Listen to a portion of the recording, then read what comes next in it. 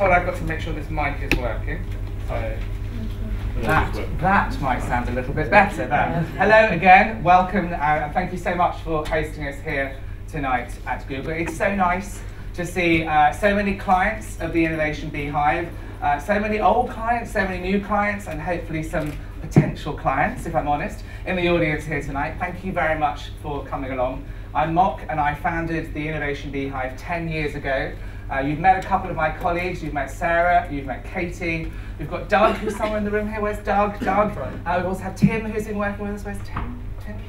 Tim there, and Joe. Joe's our capability director, and you'll hear from Joe later on. Definitely not ruining your stage. No, absolutely not. Take the sparkly phone. Need my sparkle and my gleam. It's off to ballet class. So I founded the Innovation Beehive 10 years ago in this November, when my first book will be coming out, called The Innovation Ecosystem. And after careers in commercial buying and then moving into senior HR roles and consulting roles both in the UK, in Australia, Europe, and in North America, I came back to the UK and founded the Innovation Beehive to release the creative potential of people at work. And the reason we talk about releasing the creative potential of people is because we believe that in your organization there are people who already have the ideas that can make you more money. We believe there are people right across your business, whether they're frontline people at McDonald's, whether they're consultants at Baringa, wherever they are, there are people in your business who have ideas that can make your customers and your clients' lives better and deliver more revenue and value for your business. It's just about releasing that potential and turning your employees into innovators. So we do that in two ways. The part of the business that my colleague Joe runs is our innovation capability training business. And that is where we help leaders work out how do you lead for an innovation ecosystem, how do you need to behave, how do you inspire, and how do you bring people with you. Then there's the nuts and bolts, the stuff that Google and Jen and I do every single day. How do you actually run an innovation session? How do you gather insights? What process do you use? The nuts and bolts of what we call delivering innovation. They meet in the middle with our hackathons, where we take a real client challenge and run a massive brainstorm, taking all our inspiration from what they do in Silicon Valley and hack the solution using the tools and techniques from our capability side. And then the part of the business that I run is the consulting side, and that's working on maybe some longer term projects, working with leaders across the business for anything up to sort of 3, 6, 9 months on new products, new service experiences, new client experiences, and firmly, as my background was originally in the HR space, working on people issues, so things like employee value propositions, employee journeys, and employee brands.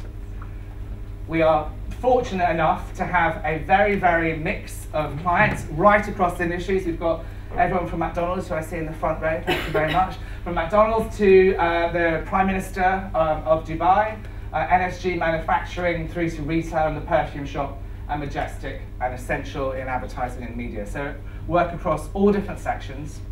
That is the pitch over. Now I'll actually tell you some information about tonight. So innovation. You can't pick up a Sunday newspaper, a business press, a Fortune 500 report to the city now without seeing the word innovation. It's everywhere. It's mentioned everywhere. I mean, I looked up a minute ago. There have been 310 tweets on the word innovation in the last hour. So everyone's talking about innovation, but I still think there is a lot of mystery and sort of white noise around what is innovation. So over the last 10 years, having worked with some of the world's most innovative organizations like Facebook, like Airbnb, like Google, like the Ritz-Carlton, like McDonald's, like the Four Seasons Group, we've been able to look under the bonnet and understand what do GE do? What did W.L. Gore do? Look under the bonnet and see what do those businesses do. And as we went to visit more and more of them and spend time with more of their leaders, we recognized that they have some things in common. There's a golden thread, the innovation ecosystem, that runs through all of those organizations. So tonight I'm going to share with you some of the things that we've seen, those 4 elements of the innovation ecosystem. Now I'm going to be sharing with you lots of stories tonight. You'll see in the white paper that you have with you to take away, we bring our examples to life, we bring our theory to life with stories.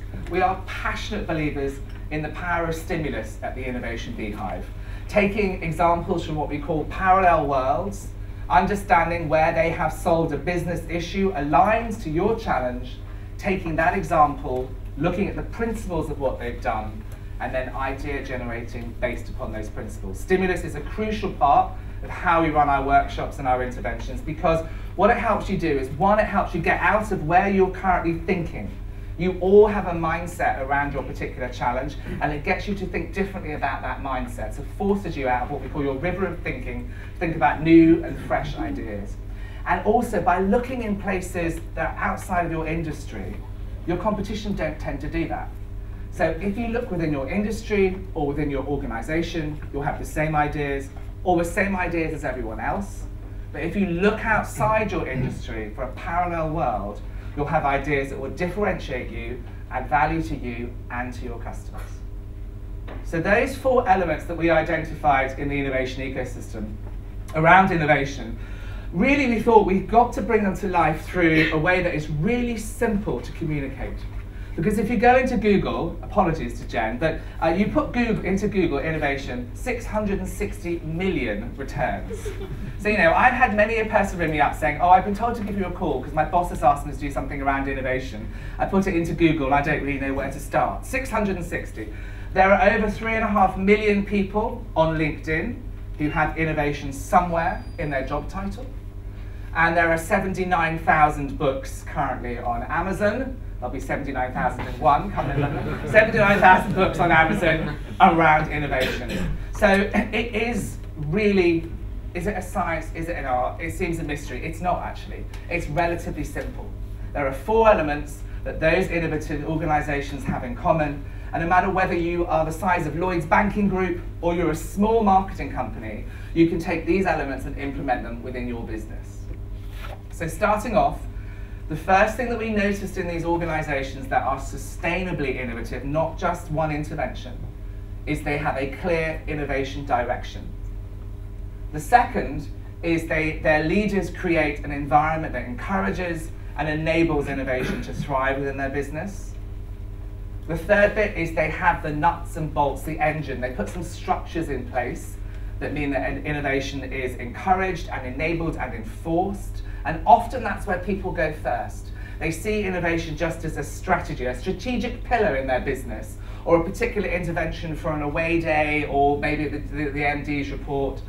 It is partly that. You need some structures and process, but you need a lot more around it. And the fourth bit is the enablers, giving people the tools, the techniques, the skills, and the space to be able to innovate. If all of those 4 elements exist within your organization, you have your innovation ecosystem. And out of that, you will create your innovation, whether it's product, service, experience, or business process. Now, you'll obviously prototype, and hopefully you'll prototype, test it, and if it works, great, launch it. If it doesn't, you start right back at the very beginning and say, do we have the right direction? Have we encouraged our people to really think differently? Do we have the right structures in place that we could gather those insights? Are we looking at the right innovation process and pipeline? And then actually, do our people know how to have ideas? Are we actually giving them the tools and techniques? So I'll go into this in a little bit more detail, and then I'll be joined by my colleague Joe, who's going to help you consider about where your innovation ecosystem exists in your own business. So the first, every organization hopefully has some sort of vision, has a purpose, has an overarching ambition, a brand purpose, whatever it is. We call it the duvet chuck, a reason that you get out of bed on a Monday morning and come to work. We exist to release the creative potential of people at work. If it's not about releasing creative potential and it's not at work, we don't want to do it. So I was reading a book to my nieces last year, and it's my favourite book, and it's Clara's favourite book, Alice in Wonderland. And there's a bit in that, you'll recognise it maybe from your childhood, where Alice meets the Cheshire Cat, and she asks him, which road do I take? And he says, where would you like to go? And she says, I don't really know. And he basically says, well, if you don't know where you're going, it doesn't matter what road you take to get there. It was true for Alice, and it's true for organisations. If you don't set a clear direction for your people, then they won't know where to focus their energy. So fine, you have a vision, a purpose, an ambition, whatever it might be. And then hopefully from that you have developed a business strategy. So you know roughly how you are going to, on this year, on your P&L, achieve that vision for 2018, 2019. Ideally then they are rolled down into functional objectives, and then they are put into individual objectives. But in terms of innovation, that isn't enough, actually. Those organizations that are sustainably innovative have a really clear, simple, and articulated innovation strategy. They're clear about where the direction we're focusing our innovation. This year it's about this. It's not that. If you're working on that, like Steve Jobs when he came to Apple, he said if it's not one of these 4 things, we're not doing it. That's our innovation focus. So really clear innovation strategy that is simple and articulated, that links directly into your business strategy, which ultimately then helps to achieve your business purpose. Couple of examples, some stimulus around organizations who do this really well. So we are big fans of Facebook. You can find the Innovation Beehive on Facebook. But in their IPO letter, Mark Zuckerberg said, Facebook aspires to build the services that give people the power to share. We build tools to help people connect with the people they want and share what they want. So that was basically, this is what we are doing as a business. Now, he stood up at F8 recently, their big conference, and laid out their direction. He called it their 10-year roadmap. And what I love about this is it said the first year, 1 to 3, we're building the ecosystem of Facebook. That's the product, getting people onto Facebook, using and experiencing our product. Then from year 3 to 5, it's about video, messenger, and groups, and that's when they bought WhatsApp and Instagram, etc. So that's the direction that if you're not innovating in those areas, that's where we're going to be innovating. But then he said further out, years 5 to 10, it's about connectivity, AI, virtual reality, and augmented reality. And you'll see it in more detail in your book. But what I love about here, some of them have just got question mark, question mark, question mark, question mark. So they're specific enough to give people a direction of travel, but they're not constraining people. So they're saying you can only innovate within this space. Google has their 9 notions of innovation. One of my favorite is notion number 7, which is creativity loves constraint. So give people a focus, give them a direction of travel, directly link it to your business strategy, but make sure your innovation strategy is symbiotic with it as well. Adobe, Mark Randall, who's the VP of Innovation there, has done something really great with articulating their innovation strategy at Adobe. He's called this Adobe's Table of Strategic Elements. So what he's done, he's thought about how do you communicate internally with my workforce who are a bit techie, who are a bit scientific, who love kind of table of elements, periodic tables. So he's taken their innovation strategy and presented it in a way that appeals to his audience and said these are the areas that we want you to focus on over the next year. But he's also taken it one step further, which I absolutely love. Through various programs that he runs, he says, why don't we see what power lies at the intersection when we clash parts of this strategy together? Because then we're really thinking about things that our competitors won't think about. So imagine if we took big data and proximity. If you put those two together and clash them, how can you innovate in that intersection there? Imagine we took social and privacy. How do you innovate in that intersection there? And can you see how by giving them a clear direction, he's also allowing them to be free and have new and differentiated ideas. So the first element of the innovation ecosystem is make sure you have an inspiring vision. It's an essential part of business success. And if you don't, quite frankly, I can't imagine you're still going. But have a clear vision, the duvet chart. Is it inspiring? Is it inspiring? Does it inspire people? Does it, as I say, throw back the duvet in the morning? IKEA, do IKEA sell cheap flat pack furniture, or do they exist for a better everyday life for the many people? The second, and I know which is more inspiring. Your vision should then be translated into a clear business strategy, the commercials within that, how it's going to be delivered. And then sitting and supporting that is your innovation strategy that must absolutely be tied into the business strategy. And you should be able to clearly articulate all three and articulate the relationship between them and how they support each other. The second element of the innovation ecosystem is what we call the environment. And this is where the leadership in the organization come in. This is the behaviors of leaders in the organizations to encourage and enable innovation to thrive. It's about breaking down the silos between parts of the organization. It's about encouraging collaboration across different parts of the organization. It's also talking about the innovation imperative. So I spent some time with W. Al Gore. Terry Kelly, the CEO, she talks about two things. She talks about people and innovation. That is it. That is what her focus is. And she talks again and again about the innovation strategy, the innovation imperative. So it's not just something that's mentioned once or twice a year, or something that's sent out in a message from her in January, I've been thinking over Christmas. This is how they run the business, not just something they do occasionally or a strategy of the business. It is the business. Those leaders in an organization that are sustainably innovative also encourage experimentation.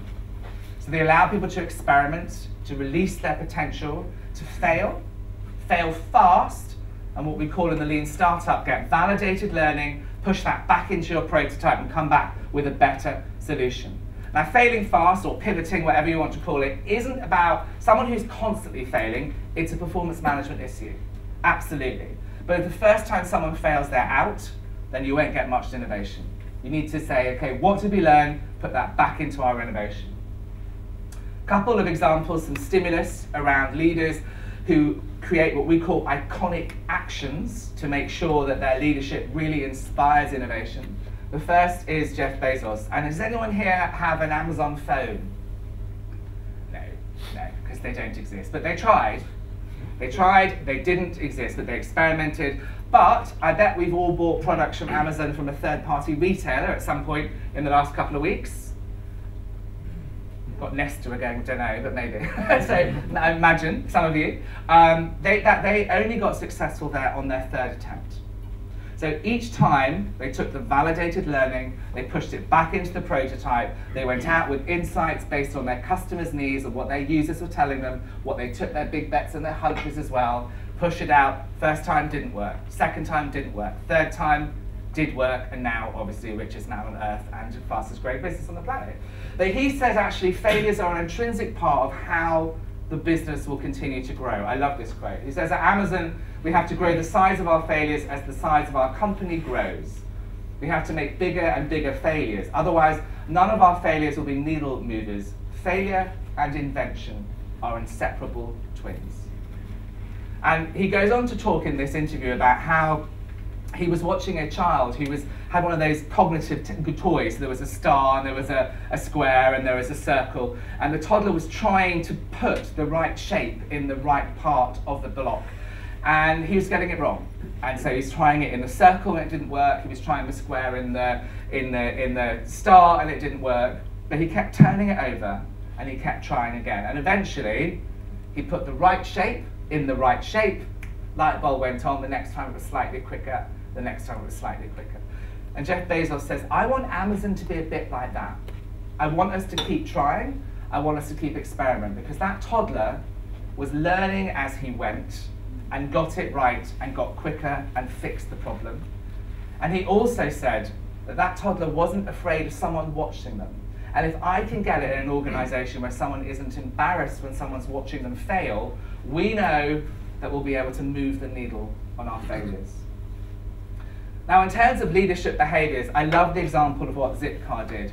So imagine there was a time when everyone was moving to mobile. Imagine when having a mobile strategy was new and you were worried because all of your whole business was done on laptops or on desktops. Well, that's the situation that Zipcar found themselves in.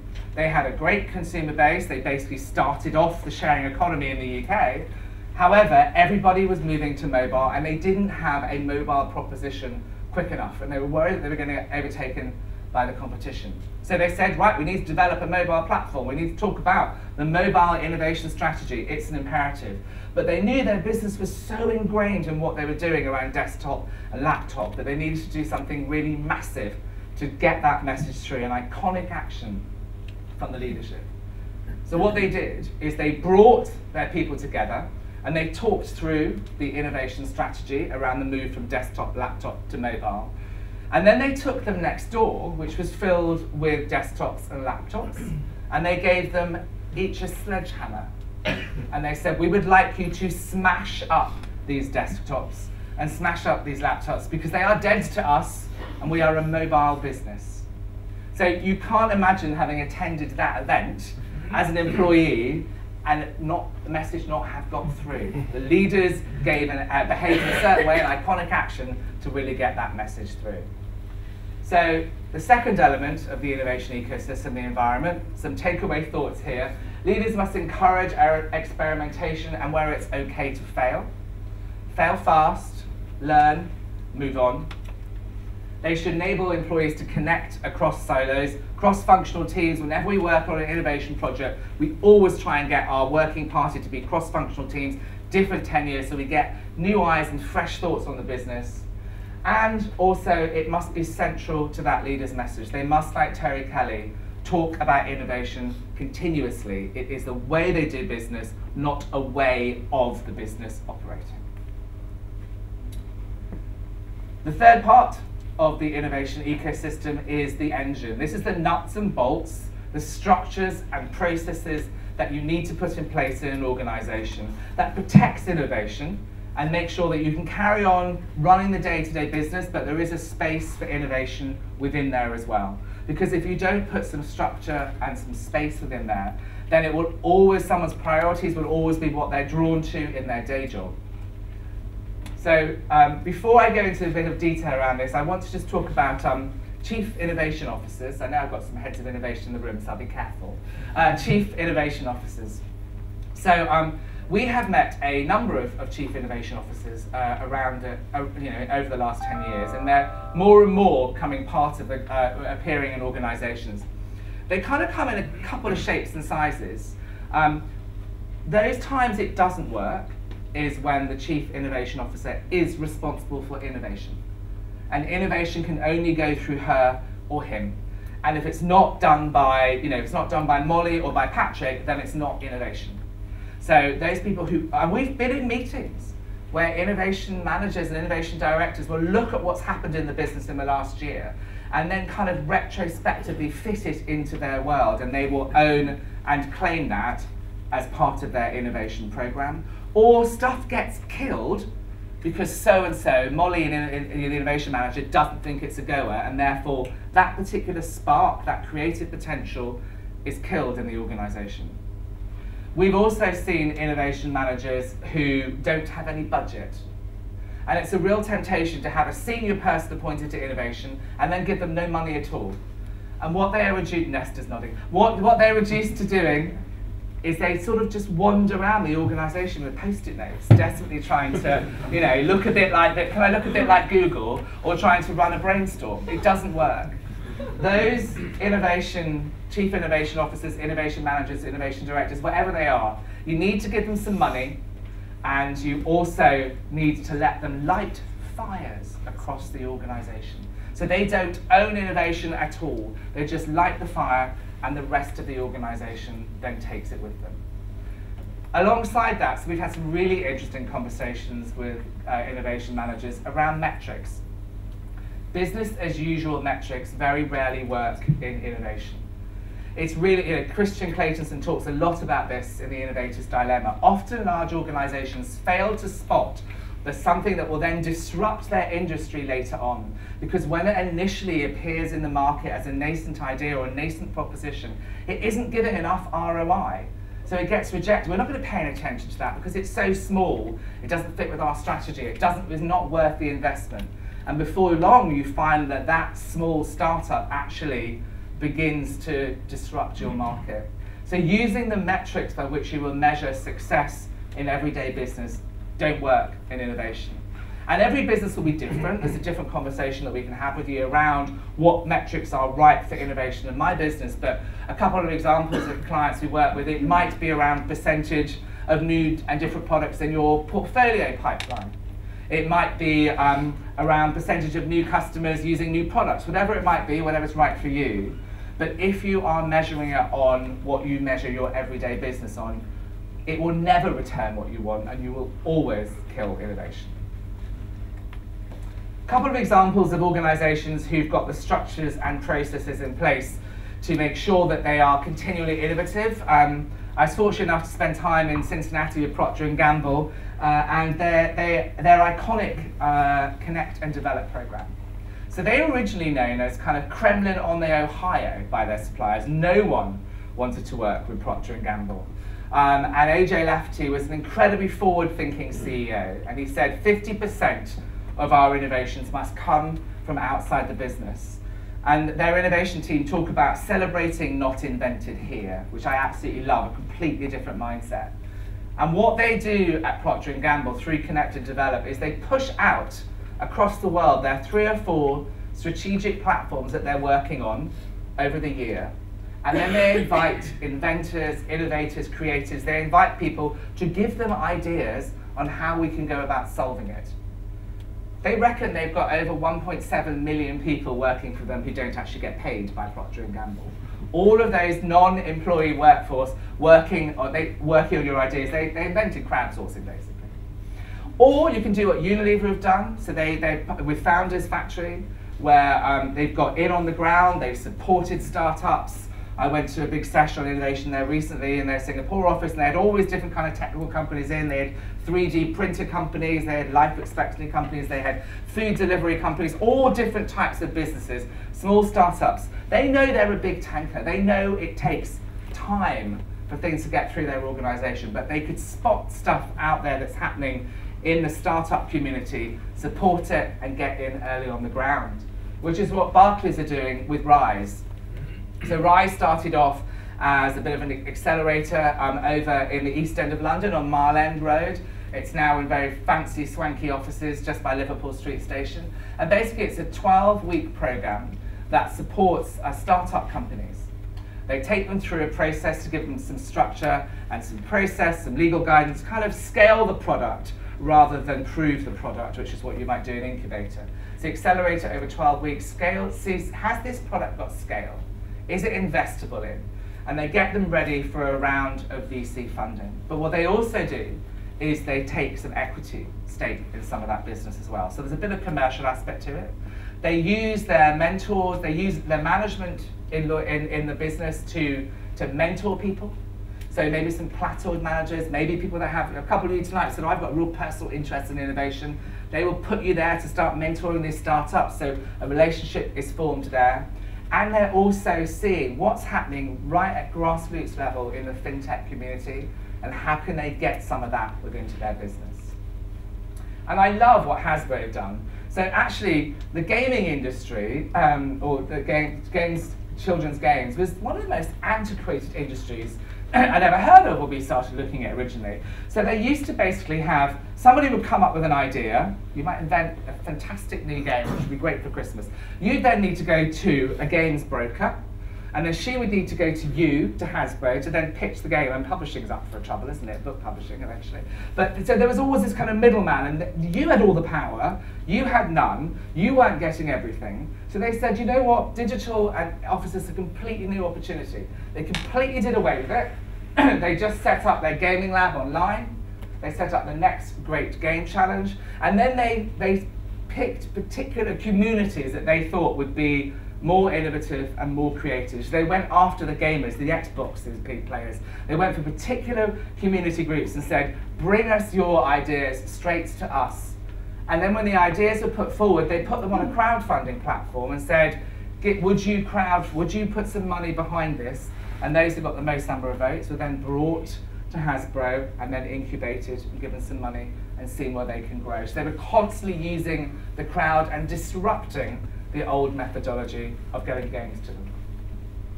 So the engine, the structures and processes, it's about thinking about what metrics are right in my business to measure innovation. It's about saying innovation is not just the responsibility of the innovation manager or the chief innovation officer, it's everyone's responsibility. There are different structures you can put in place to make sure that ideas in your business bubble up through the organization. And the fourth bit is around looking outside, partnering, finding parallel worlds, finding new stimulus, finding those startups, finding different places to go and get fresh views and fresh attitudes towards the challenge that you particularly have. And the fourth part of the innovation ecosystem is the enablers. And this is about giving people the tools, the techniques, the skill, and the space to actually innovate. Because there are processes and there are tools to help you have better ideas. There are techniques to judge ideas. There are ways to go and gather insight. You need to give people these tools, because often organizations say, oh, I've told everyone they can go and innovate, but you haven't told them where. You haven't really encouraged them when they've come to you with an idea, you said, oh, that won't work. They don't really know where to start, and they actually don't have an idea of how to do it. You wouldn't give someone the keys to a car and say, go and drive. And when someone joins your business, we've just got Sarah, our new joiner over here. Sarah's never worked on Office 365, so new system you've got to learn. It will take a while. You've got to learn the tools and techniques of the job. The same in innovation. 3 examples of businesses that I think do this very well. The first here on the right, Atlassian, they have, you might know Trello, which is part of their product portfolio. So they have what they call Ship It Days, and I love this. They take the whole organization gets involved over 24 hours. They set a challenge, and over 24 hours, the rules are find a problem, gather in a group, go and fix it. And in 24 hours, they've got across the world, they all work together to try and solve and come up with a solution to this particular problem. The second, Cisco Systems, founded in 1974, still behaves like a startup. Still actually has quarterly targets in their business and quarterly measurements. They run their Ideas Anywhere program, which is about encouraging everyone in the organization to get involved and innovate. They lay out a table of strategic elements similar to what Adobe do, in fact, almost identical to what Adobe do, because they used a parallel world and said, that works there, let's take and use it here. They launch the challenges out to people, they encourage them to get into teams. And in their last challenge, they do that biannually, 48% of 74,000 people were involved at some point in this program. It becomes so big they have to broadcast the finals on Cisco TV. Now actually what's interesting is that those people who are successful, who are the winners, they get some time off to develop the innovation, they get some money invested into their innovation, and they get some personal money themselves. But what they're doing there that I think is really interesting is they're saying, they're hunting after the people that work here, or the people that want to go and work in Palo Alto or Mountain View. And they're saying, actually, we can be really innovative, you can be incredibly creative at Cisco. So come to Cisco, don't necessarily go to Google, come and work with us. We've got some Ideas Anywhere stuff, we've got some great stuff happening in our business, and they've used it over the last 2 years as part of their Great Place to Work submission as well. So it's now becoming part of their employee value proposition. And the third bit here is Adobe's Kickbox. And this is literally a red box that you get if you work for Adobe. You request it and you get one. And it's on how to innovate. Everything you need in the box, taken through from insight, through to define, through to ideate, through to prototype and test. It takes you through, as an employee in the organization, if you want to develop an idea or you have a great idea, here's the tools, here's the technique, here's the direction, here's some money. They give them a charged up debit card with some cash on it, so they can go and build their prototype. And it's open to anyone. All you have to do is just say, can I have a red box? It's about really and centrally releasing the creative potential of their people. It's also available online, so there isn't just a physical version as well. For people who learn differently, there's an online version for it as well. But 3 examples there of ways organizations have developed space, given the tools, given the skills for their individuals and their employees to really be enabled to innovate, but very clearly aligns to their direction. So your people, we believe, may already have the solutions to your business problems. There's money on the table that you're not realizing. So it's about enabling them to think of all the possibilities to release that potential in your organization, that potential revenue and that value add for your customer or your end user. I've never met in a workforce or even been in a room where people are disengaged, miserable, not happy, who have good ideas. So that whole piece that Harvard have on the profit chain equation, engaging your employees, making it fun, making it feel inspiring, making it enjoyable, that energy is what fuels innovation. So this is very much part of the HR and L&D role as well. When I first started the business 10 years ago, and I started talking to HR people about innovation, they would say, go and talk to marketing. Marketing look after that. And now, actually, no organisation that hasn't got an engaged and satisfied workforce is going to have fresh and new ideas. And thirdly, engage your whole organisation. Do your own version of an idea generation challenge. Do your own version of a hackathon, but there are some simple structures that you can put in place to try and capture all those nascent ideas of your employees. So those are the 4 elements of the innovation ecosystem. A clear sense of direction, an innovation direction that's linked to the business strategy that falls out of your organization's purpose. The environment where your leaders encourage and enable innovation by breaking down silos, by encouraging people to work cross-functionally, by talking about the innovation imperative and allowing people to experiment and fail and learn from their failings. The engine in the organization, the structures and processes, how you recruit people, what idea generation tool you have, the structures and processes in the organization. And then finally, the enablers, giving people the tools, the techniques, the space, and the skills to innovate. So that's what we've seen in the world's most innovative organizations. Now it's your turn. So Google have a phrase, they say, we eat our own dog food, which is delightful. But in that they test all their own products out on their people first. So you are our people tonight, and we're going to test out a beta version of the innovation ecosystem diagnostic. We've already done it once with the IOD, so we'll be all right, I think. And we're going to ask you to think about where you personally believe your organisation sits against the 4 elements of the innovation ecosystem. And I'm going to hand over to Joe, our capability director, to take you through that bit. Thank you, Mark. I think Mark deserves a round of applause.